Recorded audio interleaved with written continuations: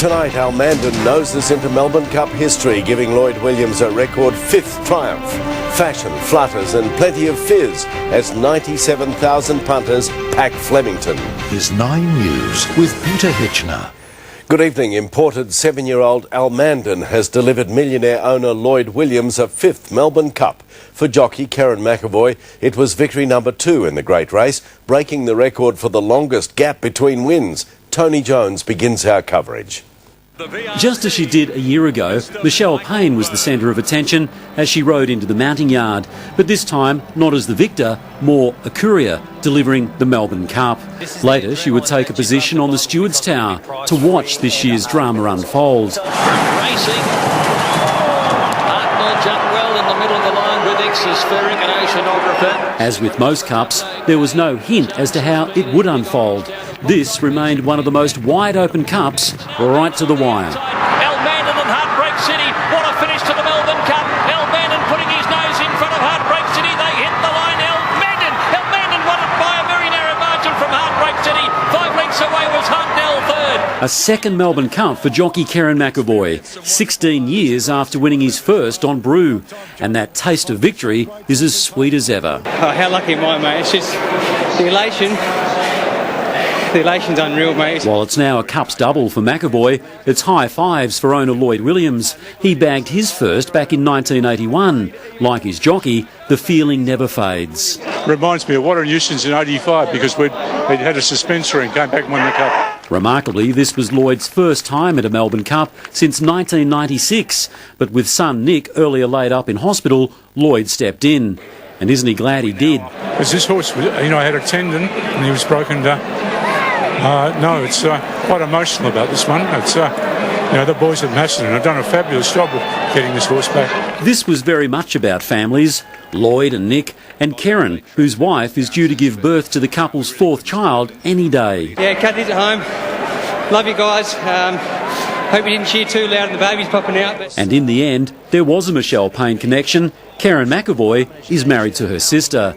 There will be celebrations, and they apparently started at a primary school in Sydney. 2 older boys, Charlie and Jake, they went to school today and they would have gained a few more mates at school. But as much as this will be remembered as a win for Karen McAvoy, it's just reward for Lloyd Williams. The 76-year-old has spent a near lifetime targeting this race, and while 5 wins would suggest there has been returns, he's equally as proud of the fact that this is one for the locals. It's an amazing race for Melbourne. I'm a proud Melburnian and I can't tell you how touched I am to be winning this race today. And for the champ himself, an extraordinary effort. Almost 18 months off the scene with injury, he's seen off every challenge the opposition could throw at him. As such, he now ranks among the greats. Almandon putting his nose in front of Heartbreak City, they hit the line. Almandon won it by a very narrow margin. Almandon, Williams and McAvoy. Quite a cup trifecta. Tony Jones, 9 News.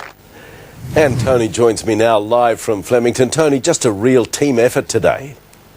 Oh, it has been, Pete. That's the way they operate at Team Williams. And while Bart Cummings will forever be known as the Cup's king, I reckon Lloyd Williams would have to now rank up there as the Cup czar. 5 wins says it all. And what about Karen McAvoy? Well, 2 victories, as we said, in the great race, 16 years apart. It's quite extraordinary, isn't it? And to think that, he's won 3 Cups this campaign alone, the Geelong Cup, the Bendigo Cup, and now a Cup on the greatest stage of all here at Flemington. As he mentioned after the race, his wife and children are having quiet celebrations back in Sydney. Not so quiet though, the rest of the McAvoy family back at Streaky Bay in South Australia. His sister's leading the charge there, and I dare say those celebrations will go long into the night.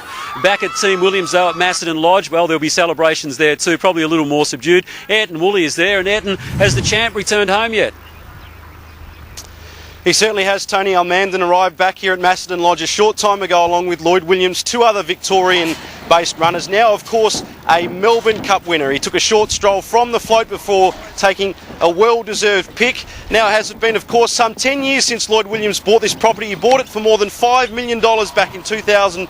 2007, and even then it had much Cup history. It was 2001 Caulfield and Melbourne Cup winner Ethereal, which was trained here by Sheila Laxon. But since then, there's been much more Cup history, and now Almandan has been added to the likes of Green Moon and Efficient in being trained here by Lloyd Williams. As you mentioned, there's been 18 months in between runs for him at one stage, and if not for these lush and luxurious surrounds, there were question marks about whether he'd make it back on track, but he has, of course, and now Almandan and Lloyd Williams, the Melbourne Cup winners again. Tony?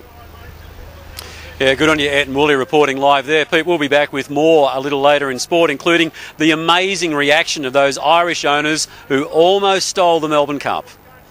Tony, now more than 97,000 people flocked to the track for a day of fun, celebrations in the birdcage and punters on the lawn dressed to impress. Emily Rice joined them. The bold, the beautiful, even the odd billionaire flocked to Flemington to have a flutter in the fashion stakes. Did you expect to be leading the fashion pack today, Gina? I don't think so. Jockey Michelle Payne posed briefly before hitting the track, last year's history-making win still sinking in. It's crazy, isn't it? So, you go from being a normal jockey who you're working really hard and everything to being, recognised everywhere. So that's pretty incredible in itself. The birdcage was abuzz, sparkling frocks and playful jumpsuits, the style standouts. Colour, I'm loving it. We're just trying to blend in and, just be wallflowers. Headwear plumage ranged from feathers to flowers and plenty of metallics. Do they ever come off? Yeah, they do. Look, watch. Ah! That's an exclusive, people. The wife of Hollywood actor Chris Hemsworth was dressed to impress. We just landed with a helicopter, which is amazing. Olympians, including the Campbell sisters and pentathlete Chloe Esposito, were feeling the pressure to perform in the fashion arena. I was stressing out about what to wear, but everyone is so dressed up. I am DJing today, my debut DJ set with the Lavazza, so very excited. Politicians were also being sociable, with the Foreign Minister and the opposition leader enjoying the birdcage festivities, while the Prime Minister watched the great race from the Red Centre. On Melbourne Cup, many racegoers enjoy a sneaky tipple or two. In fact, over the course of the day, some 75,000 glasses of bubbles are consumed in the birdcage alone, even more trackside. In the public picnic area, the party was in full swing. If you had a free ticket at the birdcage, would you go in there? Oh, never. It's so much fun out here. And the blokes again appeared on trend. Did you get your hair done just for the occasion? Yeah, 2 days. But what started as a blue sky race day suddenly turned grey. The beautiful people cantered for cover as the showers hit. It's like English weather, but we're going to carry on through. This is Melbourne, it's sunny again. Cheers to that. Hey! Emily Rice, 9 News. With all roads leading to Flemington, many racegoers arrived by boat and from the air. As Andrew Lunn discovered, finding something to wear was also a big challenge. Picking an outfit for Cup Day can be challenging, but not for these men who braved the 9-degree morning to queue in their underwear at Southern Cross Station on the promise of a free suit. Is that a matey? Others had a more civilised start to the day, living the high life as a steady stream of choppers ferried punters above the traffic to Flemington. It's the only way to fly in. It's so much fun. It's great. Woo! Passengers on the Pacific Dawn were treated to a trip under the West Gate, while Station Pier was packed, making for an impressive sight both from the air and from the ground. There are 4 cruise liners in town. There are thousands of people visiting our shores just to be part of this race that stops the nation. It drives jobs, it drives the visitor economy, and 100,000 plus Victorians will stream along to what is a fantastic event. For those who couldn't make it to Flemington, Federation Square was the next best thing. We just wanted to have a fun day and dress up and things. Hundreds of people stopped to watch and cheer. Number 17, $50, mate. Melbourne Cup, the best in the world. Pubs like the Rose in Fitzroy were also popular. We're on it. Get in! Get in! And with the nation stopped by a horse race, others put the public holiday to good use. Barbecuing by the Yarra, a guaranteed winner. Well, let's go live now to Andrew in Flemington. Andrew, any problems as that huge crowd makes its way home? Pete, I'm happy to say so far so good. As you can see behind me, the post-races road blitz is well underway. Police say there'll be breath testing as many drivers as possible around Flemington. They tell us so far they've nabbed 1 or 2 people, but overall they're pretty happy with what they've been seeing on the roads. Trackside, there's been no reports of any major problems, although we do know of at least 1 arrest. We're expecting an update from police. Pete, I don't know if any of that tomfoolery is going on, but it is Cup Day, and what a day it's been for Team Williams, a 5th Melbourne Cup if you don't mind. And while they say there's no prizes for second, try telling that to this group of blokes. The story that stops the nation. Our very own Cups King, Martin King, trackside at Flemington for the party to beat them all. Hello, ladies. A current affair next.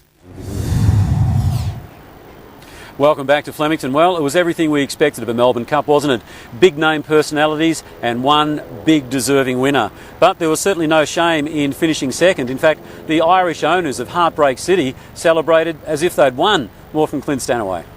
Limbering up ahead of Australia's big showpiece, the jockeys and Gay Waterhouse found their groove, Gay claiming the day's first 2 races. I thought I've got magic on my side. Isn't he a treat? She'd have just the 1 runner in the Cup, 1 more than last year's winner, who at least had a bird's eye view. They're set for the Melbourne Cup. Racing. Hartnell jumped well in the middle of the line with Exospheric, an oceanographer. And in the early stages, Frankie Dettori and Wicklow Brave cut a lonely figure out wide before Excess Knowledge took the field past the post for the first time. Secret Number then took up the running out in front, a position it held until they turned for home. It's been a relentless run, Cup. Who's going to be the last man standing? While Hartnell pressed its claims, this was very much a race in 2, as punters were treated to an enthralling duel down the Flemington Straight. The outside, Elmandon and Heartbreak City. What a finish to the Melbourne Cup. Elmandon putting his nose in front of Heartbreak City. They hit the line. Elmandon won it by a very narrow margin from Heartbreak City. 16 years after winning it with Brew, Karen McAvoy had done it again. I love these staying races. I love the Melbourne Cup. And for Lloyd Williams, a 5th Melbourne Cup for the mantelpiece, the most of any owner ever. It's an amazing race for Melbourne. I'm a proud Melburnian, and I can't tell you how touched I am to be winning this race today. A well-earned drink for the star of the show and a few slaps on the back for the man who guided him to victory. Almandon returned $11.80 the win, Heartbreak City $6.20 the place. Oh so close for the Irish Raider and their pub-loving owners. Who won it? Second. I don't care. I don't care. This is the Melbourne Cup. I don't care. We came here. We finished second. We wouldn't be happy with last. And this is where your horse finished. Pre-race favourite Hartnell was 3rd, Geelong Cup winner QE 4th, while Who Shot the Barman was 5th. In 15th, Jamaica never really threatened, Rose of Virginia officially last after pulling up in the straight. Clint Stanaway, 9 News. What about those Irishmen? Well, there's certainly no shame in running second to the likes of Lloyd Williams, is it? And up at that place, Macedon Lodge, it's almost shrouded in secrecy, certainly mystery somewhat. He rarely lets cameras on the property. We did go up there a couple of years ago, and the one thing you walk away with is the impression that everything is done for the welfare of the horses. They've got a pampering room, and I dare say Almandon will be being pampered for the next few days, and he thoroughly deserves it given the performance that he put in today. As you saw early in the news, he's now returned home, and Ed Mully was there to greet him. Well, Tony, Almandon arrived here at Macedon Lodge a short time ago along with Lloyd Williams, 2 other Cup runners, much to the delight of his staff who still couldn't quite believe that the boss had made a rare trip into Flemington along with his top hat. That trip certainly paid off with Almandon, now a Melbourne Cup winner, of course, having a short stroll to his stable before a well-deserved pick. As for the staff, well, they'll join Lloyd Williams at Crown tonight before being back here at 5 o'clock tomorrow morning as the recovery process begins. Almandon set to be spelled before the following autumn and spring, of course, possibly backing up in next year's Melbourne Cup. Taking a look at those odds, and already there is a market out at $13. Yankee Rose is the favourite for the 2017 Melbourne Cup ahead of Almandon, and this year's favourite Hartnell, both at $17. And while it certainly might be a bit of a stretch for Almandon to go back-to-back, you certainly wouldn't be backing against Lloyd Williams to win a record 6th Melbourne Cup next year. Tony? Ed Mully reporting there from Macedon Lodge, and we'll certainly be hearing more of Macedon Lodge in the next couple of days too. That wraps up for the moment what's been a terrific day at Flemington, and well done to Team Williams. And thank you for that great coverage too, Tony. Thanks. that stops the nation. Our very own Cups King, Martin King, trackside at Flemington for the party to beat them all. Hello, ladies. A current affair.